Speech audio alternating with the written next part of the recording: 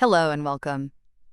Today we're diving deep into the hidden powerhouses of our planet, the vast systems of ocean currents that shape our climate. Imagine the oceans not as still bodies of water, but as constantly moving rivers, driven by wind, the Earth's spin, and even differences in temperature and saltiness. First, let's talk about gyres. These are huge, rotating current systems found in every major ocean basin. Think of them like giant whirlpools, but on an oceanic scale. What makes them spin? Primarily, it's the wind. Consistent winds, like the trade winds blowing west near the equator and the westerlies blowing east further north or south, push the surface water along.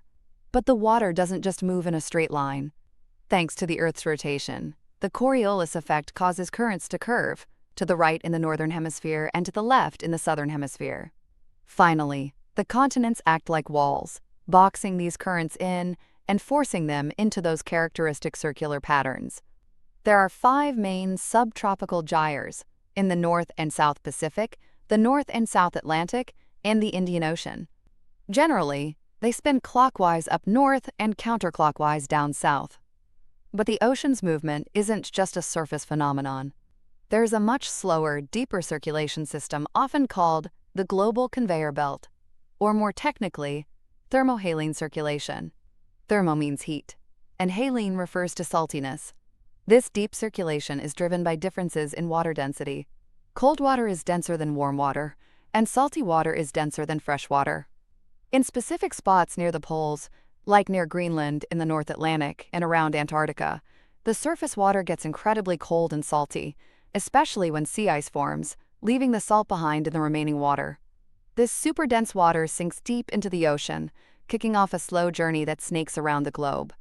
This deep water eventually rises back to the surface, often thousands of years later and far from where it sank, completing a massive circuit. Why do these gyres and the conveyor belt matter so much? They are absolutely critical climate regulators. Ocean currents transport incredible amounts of heat. Think of the Gulf Stream in the North Atlantic gyre. It carries warm tropical water towards Europe, making places like the UK much milder than other regions at similar latitudes. The global conveyor belt is also a major player in distributing heat across the planet. Furthermore, the ocean is a massive carbon sink. When that dense polar water sinks, it carries dissolved carbon dioxide from the atmosphere down into the deep ocean, storing it away for centuries. This process helps regulate the amount of CO2 in the atmosphere. These currents also influence weather, as evaporation from warm surface waters provides moisture for rain and storms. However, these vital systems are under threat from climate change. As the planet warms, the oceans are heating up, and ice sheets in Greenland and Antarctica are melting rapidly. Warmer water is less dense, and melting ice adds fresh water, reducing salinity. Both these factors make surface water in those critical polar regions less dense. If the water isn't dense enough, it won't sink as effectively, which can slow down the entire global conveyor belt.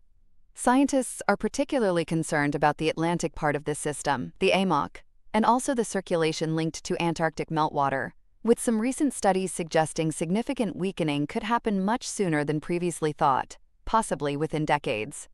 A slowdown could mean less heat gets transported northward, potentially causing cooling in Europe, while other areas warm faster.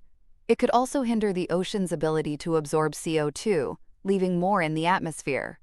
We're also seeing signs that the major surface gyres are shifting towards the poles, which can mess with regional climates, fisheries, and even sea levels along coasts. Understanding how these ocean currents work and how they're changing is crucial for predicting our future climate. It's a complex and dynamic system, and ongoing research is vital to tracking these changes and navigating the challenges ahead.